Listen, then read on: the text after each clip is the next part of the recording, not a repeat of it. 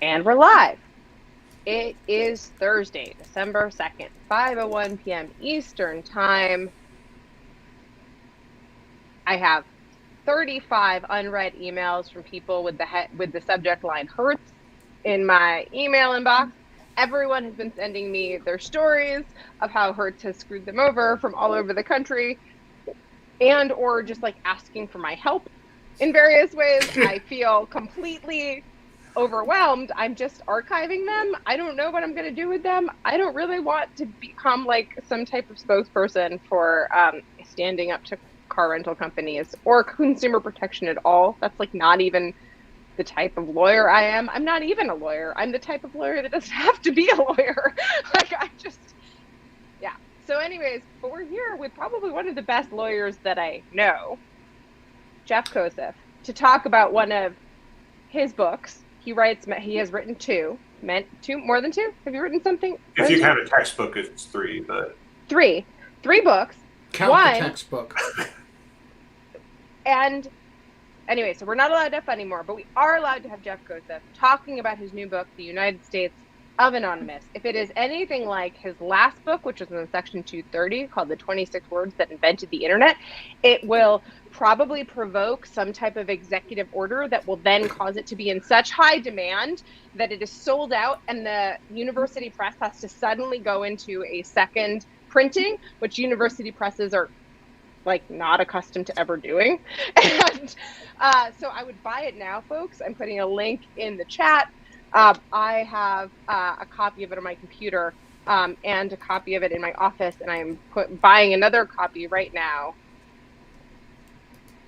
The copy that I have in my office is printed off from the copy that you gave me. But yeah, I hope I'm not violating copyright or something. But anyways, Jeff, thanks for not enforcing copyright against me. How are you doing? Welcome to the show. Good. How are you? Good. So are you in Annapolis? You were coming on. I am in Arlington right now. Oh, wait, you have to say your disclaimer, Jeff. Yes, my disclaimer is that everything I say is only on my behalf. I'm not speaking on behalf of the Naval Academy, the Department of Navy, or the Department of Defense. Nobody wants to take credit for what I say. Even me, my family doesn't want to. So just me.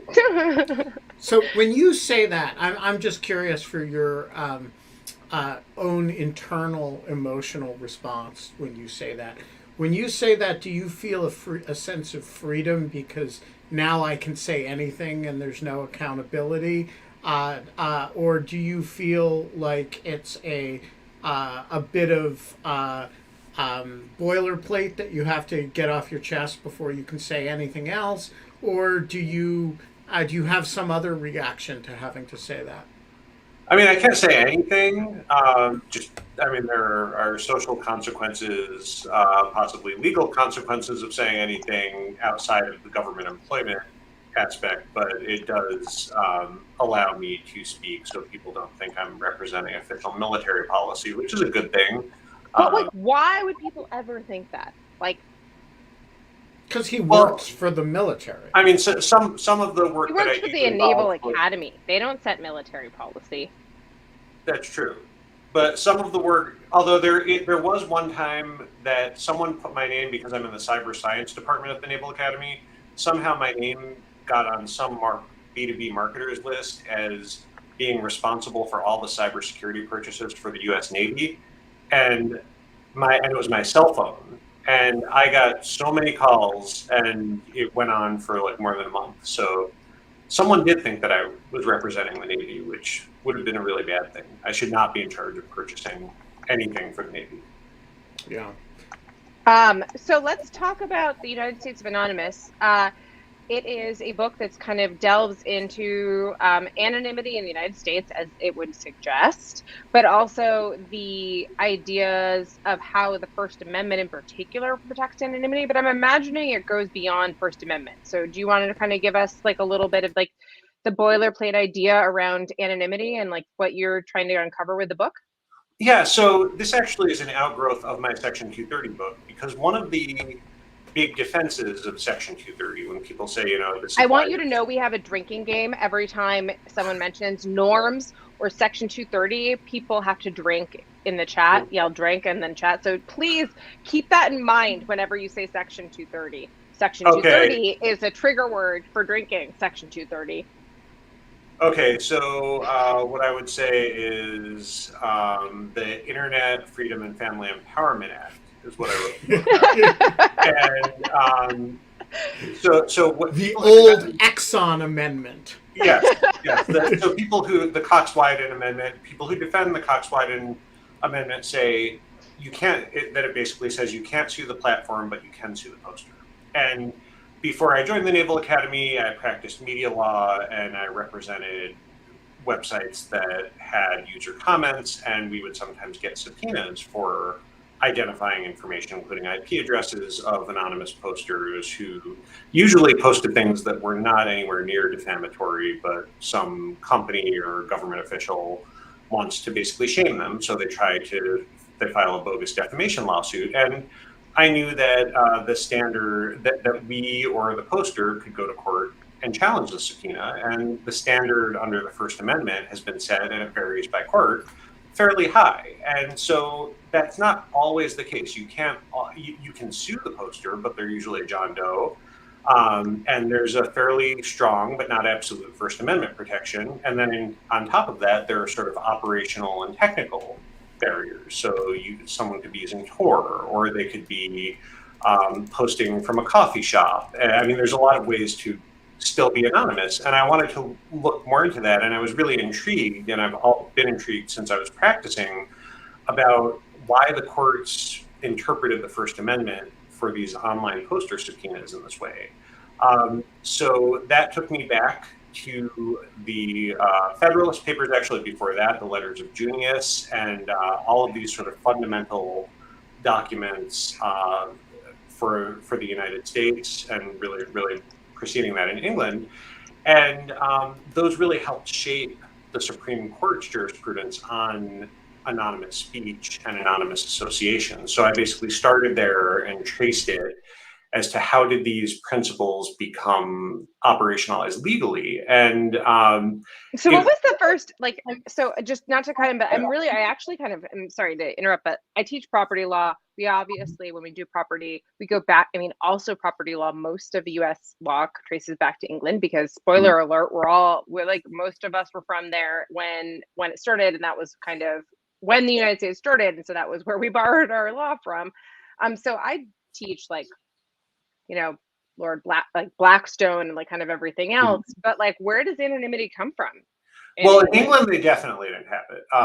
There was Junius was anonymous because, and people think Junius was a he. There's fairly not absolute certainty, but there's some belief of who it was. But Junius at the time was able to maintain his anonymity by really setting these intricate drop-off points for the editor of the newspaper. So, and he had people rewrite the letters in their own hands, so it couldn't be traced back to him. But the editor of the newspaper was prosecuted, and there was actually a brave jury that refused to convict. But in England, there was no legal barrier. It really actually, and in the United States at first, there wasn't either. It really emerged in the civil rights era and in the sort of post-Brown versus Board of Education Deep South. The first case where the Supreme Court ever recognized a right to anonymity was a case where right after Brown versus Board of Education, the state of Alabama, not surprisingly, the governor and the attorney general really wanted to go after the NAACP because they were working on desegregation. So the state realized that the NAACP had not filed the proper corporation registration forms. And rather than just say, hey, file the corporation registration forms, the state sues the NAACP and seeks an injunction to shut them down. But then on top of that, as part of the discovery for this lawsuit, they request the names of all of the members of the NAACP's Alabama chapter, which in 1956 is not, there are very good reasons to not provide and publicize the names of all of the members. There's a lot of fear of retaliation. And so it goes to a judge, a local state court judge, who actually is the same judge who was the trial court judge in New York Times vs. Sullivan a few years later. Oh, really? It was the same one? Oh, yeah, I didn't yeah, realize. it was. And he was a blatant racist. He had published newspaper columns saying, "I speak for the white race," talking about white supremacy. It was really some horrific stuff. But he gets the case, and he, of course, grants the discovery order, issues an injunction to shut down the NAACP in Alabama. The Supreme Court of Alabama doesn't really do anything. They find some procedural loopholes. This is Clayton Hardware, right? No, this is NAACP versus Alabama. Okay. And then so it goes to the separate Supreme issue Court. in Clayton. And the Supreme Court finds within the First Amendment, it's actually not speech yet. They find a right to anonymously associate. And it's a unanimous decision, and they basically find the reasoning, and they don't really look at much of the speech issues, but they say there's a right to anonymity. And there are good reasons to remain anonymous. And they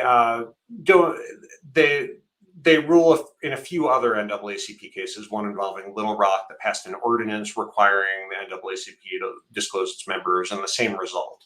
But it's actually in 1960 when there is a civil rights activist in Los Angeles named Manuel Talley, who's passing out flyers outside of a market in Los Angeles that he said discriminates, has discriminatory hire, or sells products that from companies that have discriminatory hiring practices.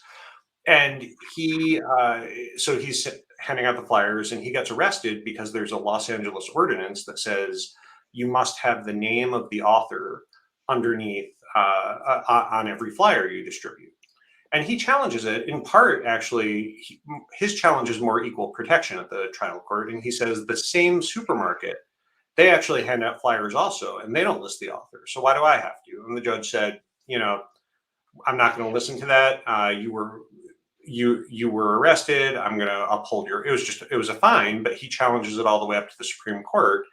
And this is where the Supreme Court really thoughtfully articulates a very broad right to anonymous speech rather than just association. And they point to the Federalist Papers, the Letters of Junius, so many other really foundational documents, common sense. And they say there is that restricting the ability to communicate anonymously is a restriction on speech, because there are so many people who don't have the ability to speak with their real name. And this gets reaffirmed in the 1990s. Wait, hold on. When you say ability, like I want to complicate that idea. Sure. Just really quickly. So when people don't have the ability to speak anonymously, what do we mean by that? Like, I think what we mean by that, and I would imagine the justices would agree with me based on the decisions that you're talking about, is that it's about adhering your own reputation and your own name to an idea. It's about putting your personal identity and then the information that flows from your name, like your address, your email, your job, into kind of the mix, which creates safety issues. It makes you, so both of those things, like the reputational part, like it puts your reputation on the line, and like the safety element are the things that I would say. But are there other things that the court holds on to, or are those the primary two? Well, those for the court, those are the primary two. There are other cases where the courts where the courts elaborate, and in the book I pull out different motivations for anonymous speech. This wasn't really in the Talley case, but in addition to what you were talking about, I also talk about there really being a motivation for the speech itself being shaped by not having the real name of the author. So couldn't that cut both ways? Yeah, absolutely. Yeah, Right. There's but that's a choice that's up to the author. That the lack of, so in some cases, if there's not, and there are some courts that have found, if it's something anonymous on the internet, we're not going to give as much weight to the possible harm that it would do because of the credibility But at the same time, there is speech that, because you're not identifying the name of the author, perhaps has more power to it. And this goes all the way back to the founding of the country. I mean, we had some The Federalist really Papers. wealthy people writing as farmers, and not identifying exactly who they are. And there's also this idea. And Ben, you're muted. They're not. Sorry. The Federalist Papers were not anonymous because James Madison had safety concerns or because Alexander Hamilton feared lynching. They were anonymous because there was a convention at the time that you shouldn't use your name, you shouldn't trade on your name. Mm-hmm. And so all the Federalist and Anti-Federalist Papers are written in the name of some high-minded alternative. No, they're not. As I think, as Jeff is saying, like, they're not. They're also written as, like, kind of, right, Jeff? I'm trying to remember. Aren't some of them written as farmers or as, like, lay people? No. Like a Pennsylvania farmer, but it's like some platonic ideal, not I am saying as George Washington that blah, blah, blah. It's I'm saying as Publius, a general member of the public. A Roman ruler. And I mean, Thomas Paine wrote Common Sense as an Englishman. I mean, it was written by an Englishman. So there are different motivations. I mean, I think the Federalist Papers, and to probably the same extent, Common Sense, are more of the speech motivation. So it's the pseudonym or the anonym or the lack of any pen name at all would be something that helps. That's part of the speech itself. There are a variety of different motivations. I'd say the NAACP was definitely motivated more by, obviously, the safety and legal ramifications.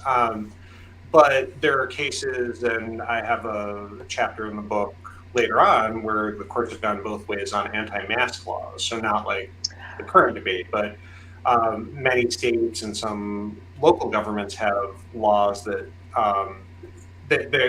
they went after various problems, but most commonly the KKK, to say that you can't wear a mask in public or you can't wear a mask for the purpose of disguising yourself, whatever the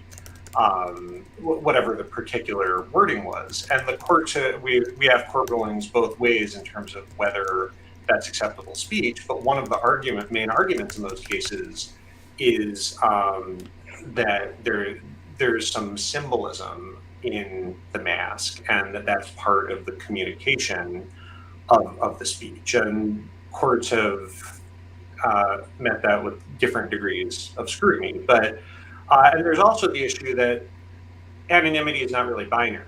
It's really on a sliding scale. So there are some people, and I'm sure you see some people on Twitter, who if you took a little time, you could figure out who they are, or they might. Devin Nunes's cow, for example.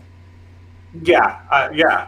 It's not exactly a big secret who she is. Yeah, I mean, I think that there are a lot of people who, for various reasons, might want only certain people to be able to figure out who they are, or they might know, someone might unmask me, and I mean, especially with increasing frequency, people who think that they are fully anonymous or pseudonymous get unmasked. I mean, we have, this was about 8 years ago now, there was someone called Nat Setwonk, who, during the Obama administration, who tweeted some pretty snarky things about the Obama administration's foreign policy people, and found out it was someone who worked on foreign policy in the White House. And I didn't talk to him for the book, but I think he probably wouldn't have wanted his name associated with that. He got fired.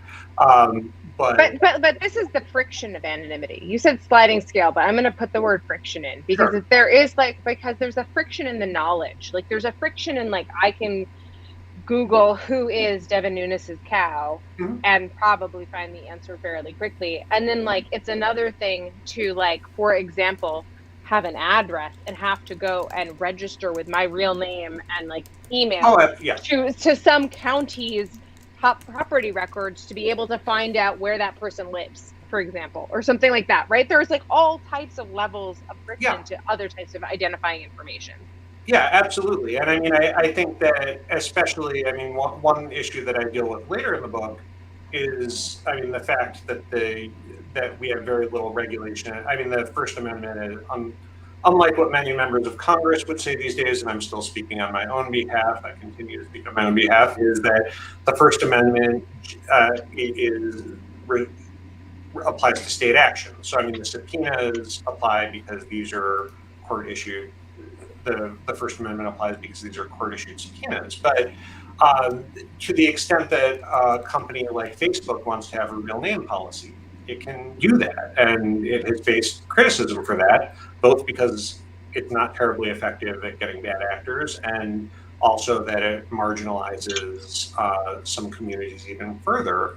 And then there's also the issue that companies maintain pretty vast databases of information about people, and they're subject to being hacked. There's always, they sell them, data brokers sell geolocation information, all sorts of information. So the First Amendment does its job, but it's also not going to be the absolute guarantor of anonymity, because it has limits, and so much of what we're doing now involves private action. So, yes, 100%. And I really think that has to be underscored, is like the limit. So, like, I want to talk for a second about, you brought up anti-mask laws, and I was going to wait till kind of the end, but we're already at 25 minutes, and I feel like we might as well like kind of like start talking about it now. You started today kind of talking about how important anonymity by association was for groups like the NAACP. Mm-hmm. Okay, so this is like the civil rights background, mm-hmm. in which like anonymity is kind of, the protection of anonymity by the Supreme Court is like kind of balanced. Normatively, this is consistent with the anti-mask laws that then become kind of put into effect for the Ku Klux Klan. That you have to go with your own face and protest in public, right? And like, mm-hmm. to have like this type of like, we're not gonna let you be a terrorist behind a hood and like go and like literally like burn crosses in people's homes or like threaten their lives because you're in a white sheet. Okay. And so these are like, I mean, when I say normatively consistent, I guess I mean like they are all in the balance of like these types of things are being used for racism or to combat or to punish people who speak out against racism. And so we are trying to like push the world forward in this type of normative way, or at least have the law reflect those types of protections. Let's fast forward to like right now, and facial recognition software. And more than facial recognition software, let's just like fast forward to like the ability to the experiment that I had my students do, that I know that we've talked about before, which is it's in the book. I know, but like that's yeah. But my creepy experiment. So to those who, I wrote a New York Times piece on this, but I had my information privacy students do the experiment. And this particular class, I talked to Jeff a lot about, because I think it was my first information privacy class that I was teaching. And before spring break, I had some students, and a number of them were women. Actually, I think it was all women of color in the that kind of had this view. They really believed that a bunch of them are about to be DAs, I should mention, or assistant DAs. And they firmly believed that like if you hadn't done anything wrong, you had nothing to hide. That's kind of a very, I don't know, that's a very common pushback about privacy. And I was trying to imbue them with this sense of like, you just really don't understand what privacy means. And so I asked them over spring break, just if you're in a public place, you are not allowed to eavesdrop on anyone. You are not allowed to do anything that makes it, or to record anyone. You're not supposed to try to do anything that you're not allowed to basically do anything with the information that you find. But see if you can go into a public place, and based on what people are wearing, So like identifying like a school that they have on, or a bag that has an emblem on it or something, or like, and things that they openly say in public and reveal about themselves. See if you can try to de-anonymize them, and like using only Google and your smartphone. You were not like allowed to use anything else. And every single person wrote to me in the midst of spring break. So that takes a lot for law students. In the midst of spring break to say like, holy shit, this is like blowing my mind, basically. Like I had no idea that once I listened and paid attention, like how the obscurity falls away and how thin the protections for privacy are, and how non-anonymous we are. And so one of the things that Jeff and I talked about was that one of the things that one of my students said, she was a Black gay woman who works in privacy now. She said to me that she thought that people should have to protest, that people should be allowed to protest with masks on. Because in this day and age, people can find your image and facially recognize you and then harass you online. And the being in person versus being able to like find you and harass you online, the line was such that like she thought that it was more damaging to have to not be masked than to be masked. And I thought that was, I mean, it was a completely counterintuitive, right? I mean, sorry, that was a very long wind up, but like Jeff, how did like talk about how kind of like what you thought about that in the book?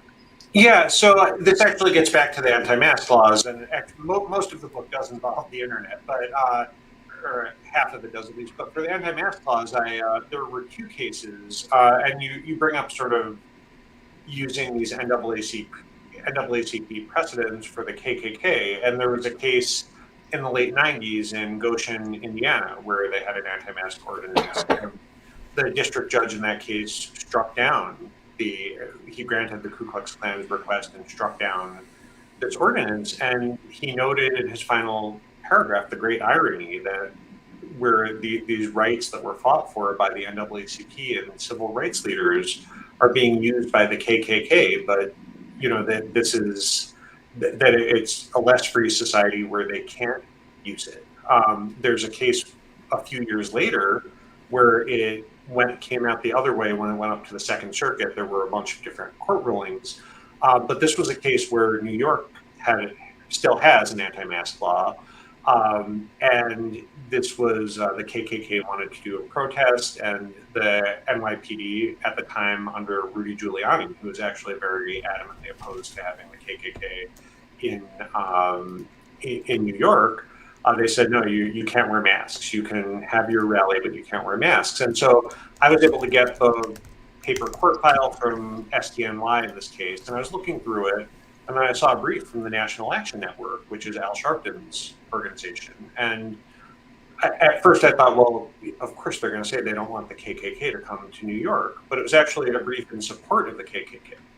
And it said, we detest everything they stand for, but if New York City can restrict their free speech rights, then New York City can restrict our free speech rights. And that really hit home to me, and it made it's a true ACLU kind of moment, though. Yeah. Right? Yeah. And but stand on the principle, not on the outcome.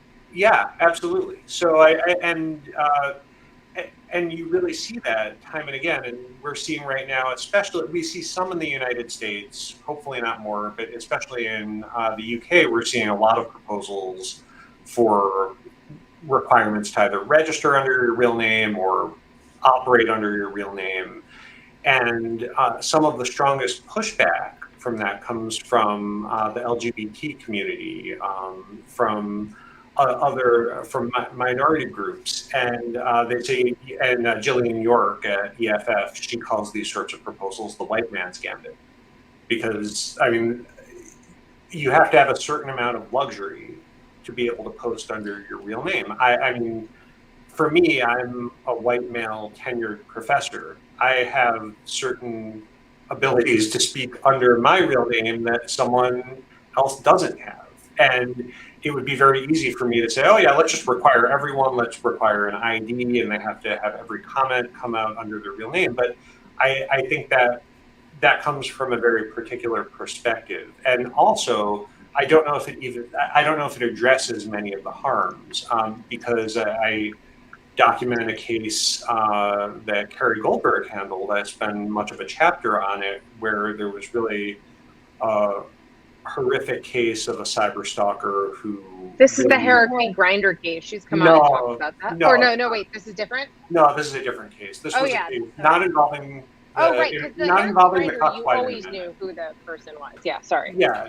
So this was someone where people pretty much knew, or many people knew who it was, but he used Tor, he used VPNs, he used anonymous text messaging services, and he wreaked havoc in this woman's life and so many others. He called in more than 100 bomb threats. I mean, there were, and and he was he had majored in computer science, and he was fairly sophisticated, although he did get caught. But I do remember this. What is I can't remember the name of this. Anyways, I read this a while ago, but it was really stark. It was like Yeah. a very sophisticated user. It was it was also hard to extrapolate from, because while I will say this, like what I remembered about it was like, this is like the exact type of rule breaker who makes it hard to make rules for content moderation or for any type of like reasonable type of thing. Is like the idea that you give some type of that someone like this is the exact person that you would like, that they would be able to figure out some workaround if they knew the parameters. Exactly, but then sort of the average user who might have really good reasons to want to not associate their name with what they're posting online, they might not, and they probably might not want to circumvent the rules, or they might not know how to. So I think the impact, I don't, and I mean, you look at some of the platforms, we have test cases, some of the platforms that at least nominally have real name policies. Some enforce them more than others, but I mean, I'll give an example. I mean, Nextdoor. I'm on my local Nextdoor, and someone this morning sent a picture of dog feces with a long rant, and I'm thinking that's under their real name. Not terribly productive, but it's not like real name policies are this magical cure that lead to civility. And I mean, I write about it in the book. Another site that I've used that's fully anonymous. It's used around the country, but primarily in DC, called DC Urban Moms and Dads, where people post about a variety of issues like parenting, medical issues, finances, and you can't even have a pseudonym. It's fully anonymous, and there is a level of candor, and there's some sniping, and there's a moderator who will do really bad stuff, but overall, people operate with a level of candor that many probably would not under their real name. So there are some real benefits, and I look at both. I mean, I look at the case that Carrie handled, and I see how do we address these sorts of cases without sort of compromising the values that we've had for so long about anonymity. All right, so I want to push back on anonymity because I actually hate it, and I think that we're romanticizing a very particular kind of case represented by the NAACP cases that is not generalizable and shouldn't be generalized. And those are cases where somebody's physical safety or political rights is in jeopardy. And it seems to me the normal way that we have of dealing with that is on a fairly case-specific basis. So as a general matter, when you go into court and sue somebody, you have to put your name on the suit. If there is a particular reason why you need to be a John Doe plaintiff, you can petition a court for the ability to withhold your name as the plaintiff. But in these cases, we generalized a principle that strikes me as actually very particular to the circumstances. And, I think a working general rule that citizenship is a game is it's not a blood sport, but it's not for the faint of heart either. Is a good rule, and I don't see how the general principle of anonymity doesn't lead, as conservative justices now want it to lead, to all kinds of anonymous campaign spending, to a general culture of total, a total impunity for speech. And I'm not sure I understand why we should be persuaded by the fact that sometimes we need to protect the anonymity of speakers, and that the state of Alabama shouldn't be able to gouge the contributors lists from the NAACP into a general principle that everybody should always be able to receive large amounts of money anonymously, or protect contributors lists all the time. And so my question is, haven't we confused a First Amendment principle, a kind of almost absolute First Amendment principle, with what we would normally think of as a case-specific balancing test? Well, it's not an absolute. It's not even close to absolute in any of the contexts. I mean, they use, at least in some of the Supreme Court cases, they use exacting scrutiny. And for campaign finance, even for cases like Citizens United, which they did uphold certain disclosure provisions, as they did in previous, the McConnell case, the Buckley versus Vallejo case. And there was some dissent. You talk about sort of what the conservative justices want to do. I think the late Justice Scalia would have actually very much agreed with much of what you said. His dissents, primarily in the anonymous speech cases, he found very little value in anonymous speech. But who would strongly disagree with you would be Justice Thomas. Justice Thomas actually has written concurrences where he thinks that the Supreme Court's anonymity principles don't go far enough, and he would like to see strict scrutiny, because from his point of view, he believes that, as originally conceived at the time of founding, freedom of the press and speech encompassed the right to anonymity because of the practice. Now, but I'm asking for your view. Yeah, I mean, is your view that and what does the Naval Academy think? Sorry. Yeah, and what is your view on behalf of the Naval Academy? Like, what's the reasonable point at which a state can say, hey, if there's no particularized threat to you, and we're really just talking about your comfort level, and you want to say something totally,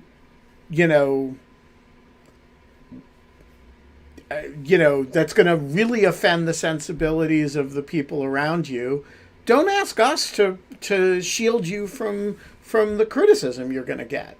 Well, so I don't think it is or should be anywhere close to absolute, and I think so. There are a few different principles at stake. So I don't think there should be a law preventing private platforms from requiring real names. I don't think anyone's really arguing that. So to the extent that Facebook or Nextdoor want to say you must use your real name, or even if they say you must provide your ID, I personally disagree with that as the default. Now, I would disagree with the law that says all platforms must take ID and people must operate under their real names.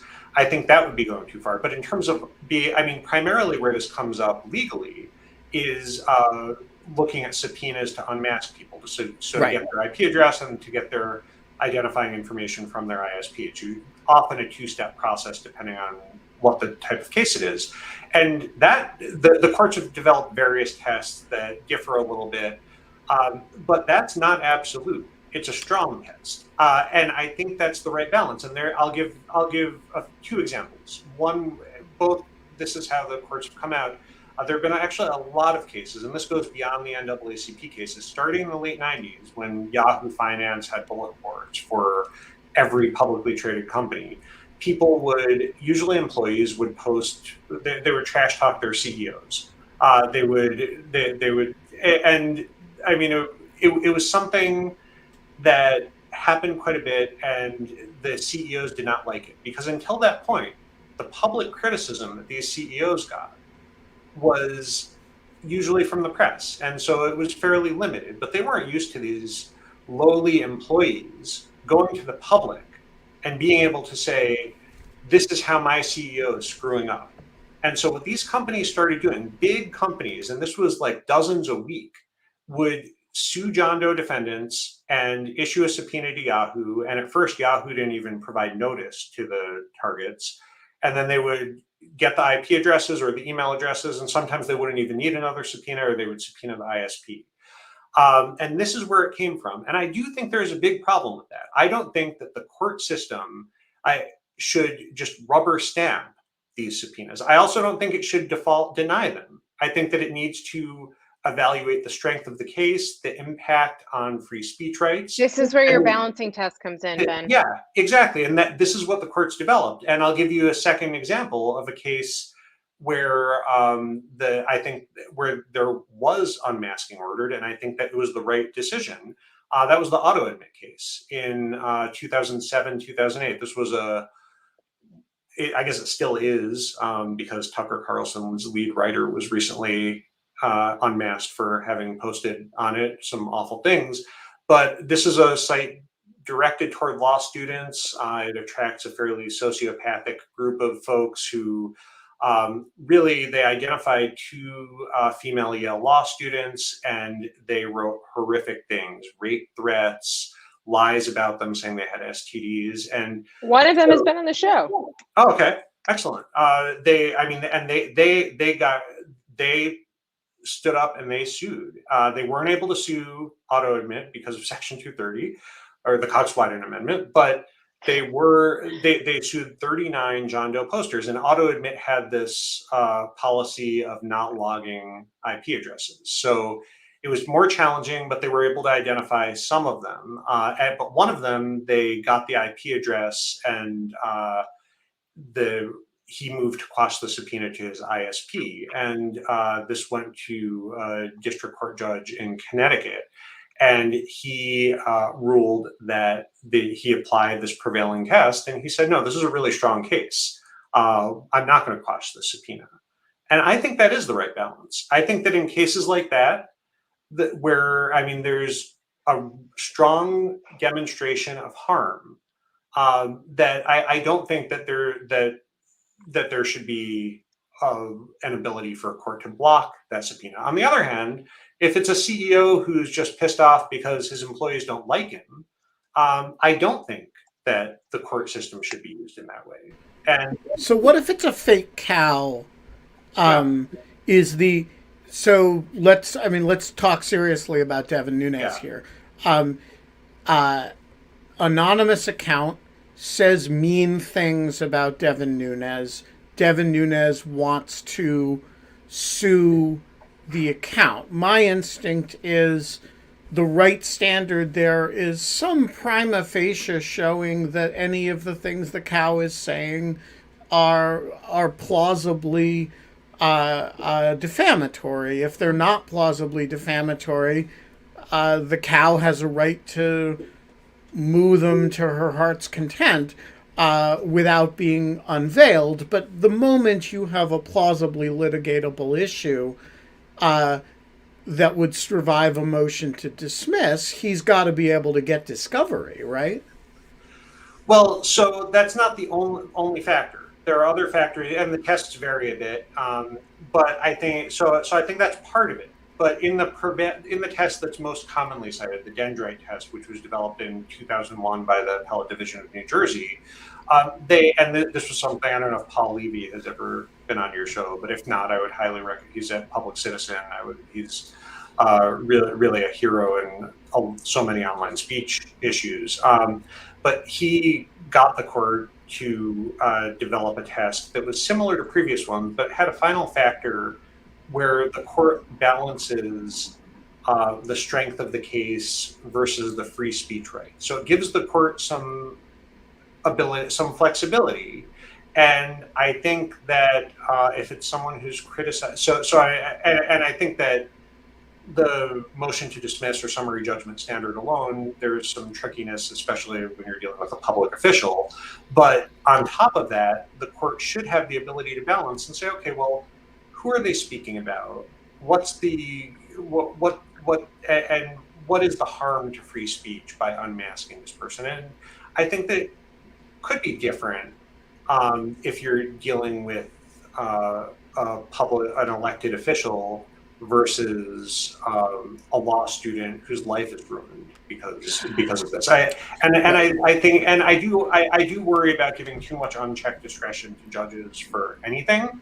But I also think that we do need to, there does need to be a balance. And I think that the Dendrick test does a really good job of that. Can I say what I think the theory behind that test is basically, and like what I think we're talking around here is that like anonymity in the right hands can be power, without safety, and people will feel empowered by anonymity because like in places, there are so many places in which like, I don't really want to go out on a line and say something and people, and like, I think Quinta was the one who was on the show once and said like, well, isn't everything self-censorship? Isn't everything that you say like something that you're thinking of not saying and trying to decide whether to say or not? But I do think that there is a more conscious secondary order of self-censorship in which you like think about the ramifications to your personal reputation and to your personal safety, that like you're not going to put your reputation on the line for speaking about truth or to put truth out there in the universe. And we want truth out there in the universe. Like it is a function of democracy to have truth, like have ideas put forth into a space, to have them like, whether they're anonymous or not, recursively kind of, if we just let people who have no fear of like reputational reprise because they're so powerful that they're beyond that, or like they're so powerful that they can pay for safety, that's like, you know, that those are not, that's like kind of exactly what we're trying to avoid and what anonymity gives us. To be fair, that can go both ways. It can be used to bully and harass people that are like, right, and like it can be used to like to speak like truth to power.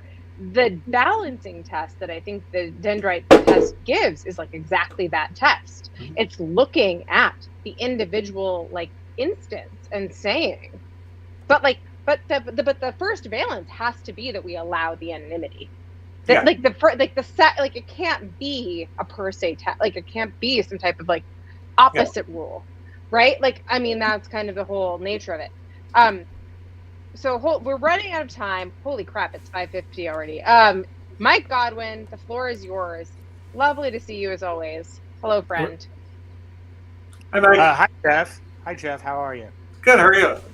I'm good. Hey, listen. So, I always change my question a little bit, but I'm going to try not to because Ben hates it so much. So I'm going to try not to this time. You know, I was just having this argument in the chat about NAACP versus Alabama and how it's cited in Griswold versus Connecticut, which of course leads to Roe versus Wade. And I think the general question that I want to ask, it seems to me that there are connections with these unenumerated privacy rights. It's not just First Amendment law, but also things like lawyer-client privilege and doctor-patient privilege. And all of these things are sort of rooted in our tradition. They're not all First Amendment arguments, but they're all kind of knitted together with First Amendment arguments. And I thought that in light of the fact that, you know, the clock is ticking on Roe versus Wade, you might want to talk about these unenumerated rights, privacy rights, freedom of expression, and how they're connected. Yeah, I mean, I fully agree. I think they are connected, and I do think while I was really doing the research on NAACP versus Alabama, it was amazing to see how many cases relied on it for a variety of propositions related to associational rights and sort of the penumbral right of privacy. I do think that the right to anonymity is perhaps going to have a longer life in the Supreme Court, at least. Perhaps that's being too optimistic, but I do think that Uncharacteristically optimistic of you, Jeff. yeah, well, I mean, I also thought I was writing a book about Section 230 that would be about an obscure law that no one was ever going to care about, and so I'm not great at predicting. But I do think that for some of the things that Ben talked about, particularly, and this gets pessimistic with how anonymity does translate into campaign finance related issues. I do think there is perhaps more incentive on the conservative bloc, which is effectively becoming the Supreme Court, all of the Supreme Court, to maintain some of those rights. So I don't know. I think that, but so I don't think it's imminently in danger in the Supreme Court. I think Congress, on the other hand, there have been some proposals that do concern me. I do think, though, that it's mischievous of Mike, and I would say this I would say you if you were still on the screen, Mike, to link this to doctor-patient confidentiality or attorney-client privilege. Those doctrines have quite different roots. They're at least the attorney-client privilege is much older, and they don't sound in the First Amendment. They're fiduciary responsibilities. They're not based. Yeah, sorry. Go ahead, Jeff. Although I will say that Paul Levy, who basically the New Jersey court basically copied his test, which is a great thing for a lawyer to do, file an amicus brief, and they adopt your entire test. That balancing test actually came from a number of different sources, but primarily from reporter privilege cases. So. Right, but the reporter privilege cases come from the First Amendment. I mean, the notion of the reporter privilege comes from the First Amendment, but whereas the notion of the attorney-client privilege is, first of all, older than the First Amendment, and secondly doesn't sound in anonymity. It sounds in the nature of the fiduciary relationship of the profession. I mean, if we really wanted to get into it, and maybe we should have an anonymity week then. When the week that Jeff's in which we all do this, and we talk, it's a blank screen. We'll just be voices, and nobody will know who we are. David Botts, you get the last question today. He's getting Alice today. I know. Sorry, go ahead, David. Hi, good afternoon. It's super interesting. This question is maybe a little bit related, but given the difficulty in maintaining anonymity, isn't anonymity fundamentally really reserved for the well-funded, the technical elite, those with the resources who can afford to do it, whereas little people probably cannot? The opposite is true. Well, it depends on what you mean. Yeah. Well, let me just give you a really tangible example of this that supports Jeff's point, not mine. Look, I've had significant security issues over the last few years as a result of things that I've said in public, up to and including people coming to my house and defacing my car. And, I've had to make significant financial investments in being able to speak not anonymously. And one thing that an anonymity does is if done effectively anyway, it can relieve you of the necessity to have means in order to participate in the debate. I agree. I think, and I mean, I think that's really why you see so much pushback. I mean, Facebook for most of its existence has received a tremendous amount of pushback for its real name policy, and it has come from groups that face circumstances where they wouldn't be able to communicate. I want to say that the real name policy, though, comes from an interesting balancing. Like, they were attempting to try to institute a real name balance, like a real name test. I mean, and Jillian will even acknowledge this, Jillian York, who's been on the show, but like she'll acknowledge this, like the real name policy, although it's a complete bullshit and ends up kind of like having a lot of like problems, is like comes from a place of like the world, like the internet is full of dogs and no one knows that you're a dog on the internet, and like that you're gonna get no one knows you're wearing a dog shirt on the internet, except we made an entire show, Ben, and we did 558 episodes, and now you've worn a dog Everyone shirt, knows that almost you're wearing every a one dog of them, shirt. and so now everyone knows you're a dog shirt on the internet. But like, That's right. anyway, like, but seriously, that there is kind of like this. So I mean, like, I want to say that it's very interesting was like that policy, but this is why there are no easy policies around the internet that you and I both know, is because the trade-off is that because at scale, the balancing test that like Ben is speaking to is impossible. Like, it's not a possible balancing test to do. And so you have to come up with per se rules, and you have to decide that you're going to have some bullshit real name policy that still lets certain trolls that are sophisticated get around it, and that it's going to ban certain really positive voices that would be empowered by anonymity from not participating.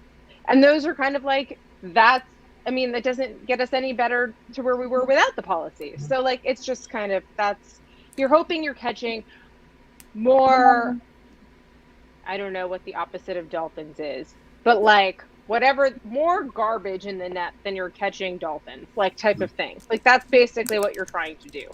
And like, it's not always clear that's happening. So, yeah. Jeff, how do you feel about an anonymity week where we have like Jillian on you and Jillian on to talk, or we have like you on when your book comes out? No, but we don't identify any of the participants except my book. Right. Yeah. Joining us is the anonymous author of. No, but I really do think that I feel like this would be really fun. There's lots of people who have like, I think we could have. I think some of the people who are now public about being the auto admit people would be willing to come on and reveal their anonymity and talk about what it meant for them. We could also have a really cool week. Have anonymous pugilism week, where we see whether the anonymous people are more or less civil than the named people. We could have alternate days of anonymous pugilists and named pugilists. Have you guys watched The Voice or like whatever? What is it? Have you watched those shows that like there's actually like a very talented singer or like talented at something singing in like some extravagant costume, and like people have to like try to guess who it is? No one's seen this. Sounds awful. Like, no, but I would love to sing it. I'll play that game. Okay. Dress me up in an extravagant costume and I'll sing. We're gonna workshop the concept and we'll get back to you. I think like I'm gonna Tim Gunn this or something. But Jeff, I love talking to you. Like, I feel smarter every time we have a conversation or text exchange. Likewise. It is great to see your face. It's been a long time. I don't think I've seen you since we were at Stanford together. That was a while ago. It was a while ago. You're a great American, and come back soon. And you don't speak for the Naval Academy. We will be back. Right. Every single thing Jeff said today should be attributed absolutely not to himself. Yes. There we go. See? Wait, now we can clip that and fuck it all up. Anyways, we will be back 23 hours from now with Noah Hoffman, formerly of the U.S. Olympic cross-country ski team. Current. He can be talking about anonymity. He's written a new book. It's all about doping anonymously. No, that's actually not what he's done. No, Noah is an outspoken critic of doping in sports, and has done a lot of activism work about this issue.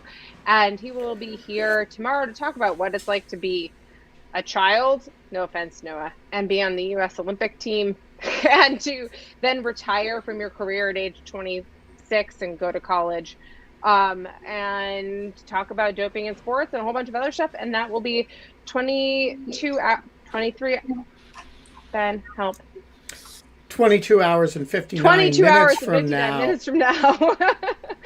And until then, Ben, we don't have fun anymore, But thanks to anonymity, we can not have fun we can make it even less fun for other people by attacking them without revealing who we are.